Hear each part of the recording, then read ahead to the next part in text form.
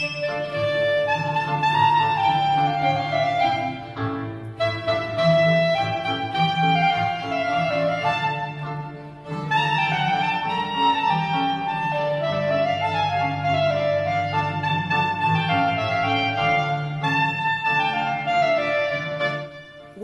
to the Rabbi Shmuel Show. I'm Rabbi Shmuel Hertzfeld, and I was reading this book, The Great Brain Race, How Global Universities Are Reshaping the World by Ben Wildavsky.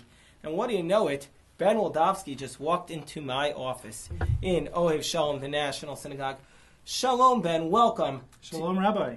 Now, Ben, first let's get this out of the way. Where do you like to daven sometimes on Shabbat morning?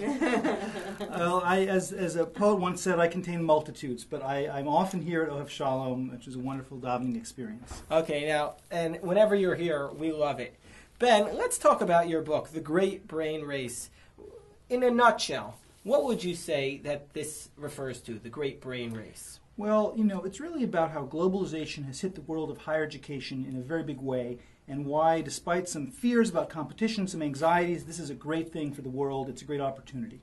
So when you say globalization, does that mean you could be attending Columbia University and they're outsourcing the professors and the professors are really teaching over teleconference from India?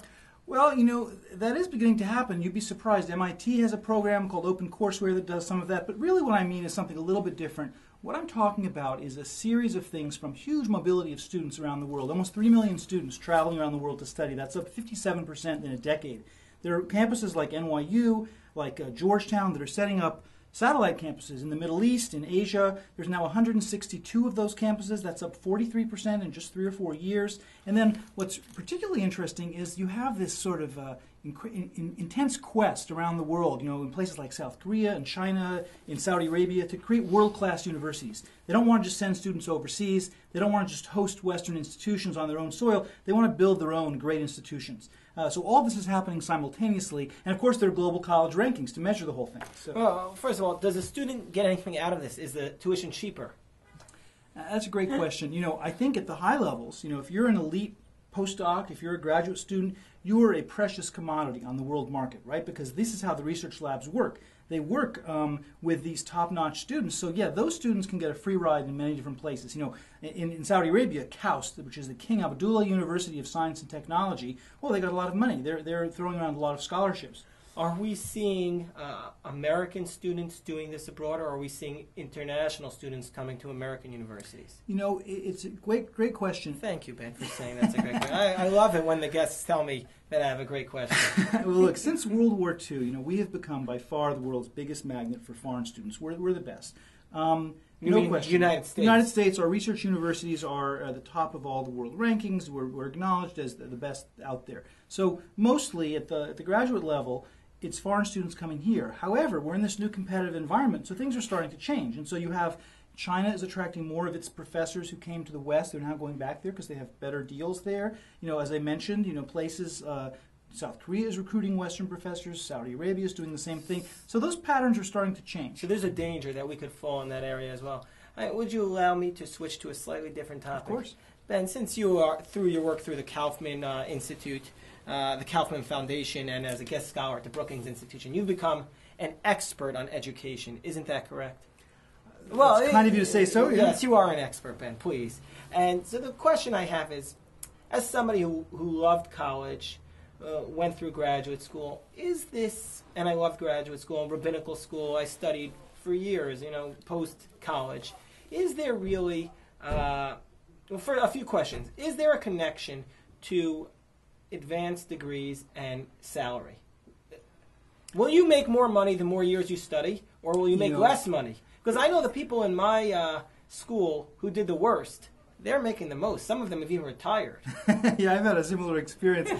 Look, the economic research is absolutely conclusive. An undergraduate degree produces incredible economic returns. The differential since 1985 between having a BA and having a high school diploma has only widened. It's become enormous. Now, when you get to graduate school, I'm not as familiar with the research. I think it depends a lot on your field. Clearly, going into debt to go to medical school or to go to law school makes a lot of sense because your future earning stream is, on average, very high. Well, it used to make a lot of sense before the new health care bill. I'm not going to comment on that for this broadcast. Okay. So you're saying that the research is clear for a BA versus high school, but for graduate degrees, it's not necessarily as clear.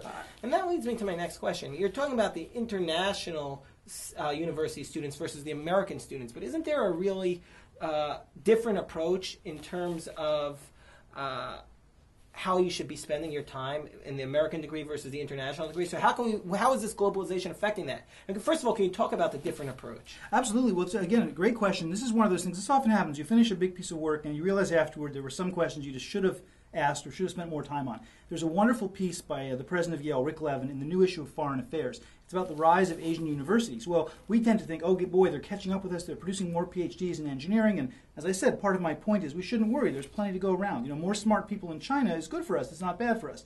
That said, the Asians are tremendously interested in what we have done to become so innovative. They view our secret sauce, as it were, as this ability to innovate, to think differently, to think outside the box. At a place like the Kauffman Foundation where I work, we care a lot about those things. So they're looking to our system to look at things like liberal arts education or just a more questioning approach, whereas their approach traditionally has been more rote learning. It's been more of a sort of Confucian approach.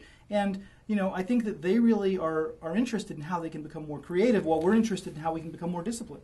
So the thinking in the international arena is that it's precisely the fact that American universities are not so concentrated is what lends to the creativity. Is that what you're saying? I think that there's certainly some of that. I think ultimately it's probably got to be a combination. We're not perhaps as hardworking as we might be.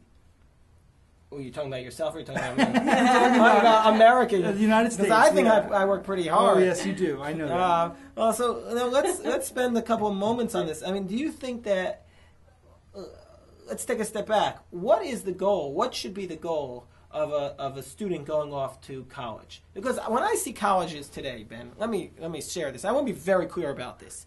I see colleges today as, for a large part, places of tremendous cesspools of hedonism. There are so many colleges where kids go to drink, and they're rampant lascivious behavior, prurient behavior, which is totally antithetical to the values of the Torah.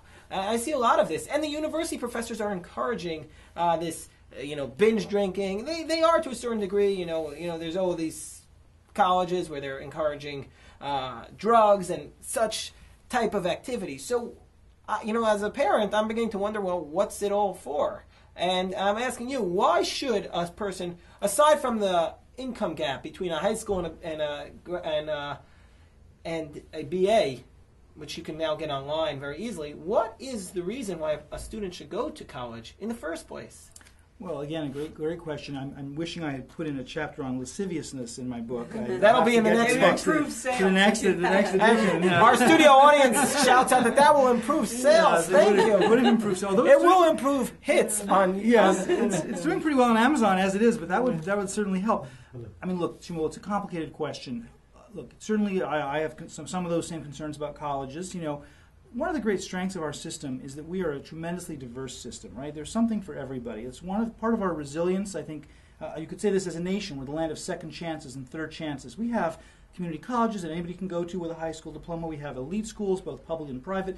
We have everything in between. In my own family, my father was a C student, a 70s average at high school and public high school in Brooklyn. Your father? Yep. The most brilliant professor that I've read his books, a brilliant man, Aaron Wildavsky. Your father was a C student? He was a C student. In what? In Erasmus Hall High School. Kindergarten, maybe? No, all the way through high school. That is shocking to me. Your father is one of the most brilliant political scientists, biblical interpreters I've ever read in my life, and he was a C student. Well, for whom? For probably when the C really meant a C. Now it's great deflation. Well, look, he scraped into Brooklyn College. Okay, maybe probably on test scores. I'm not really sure.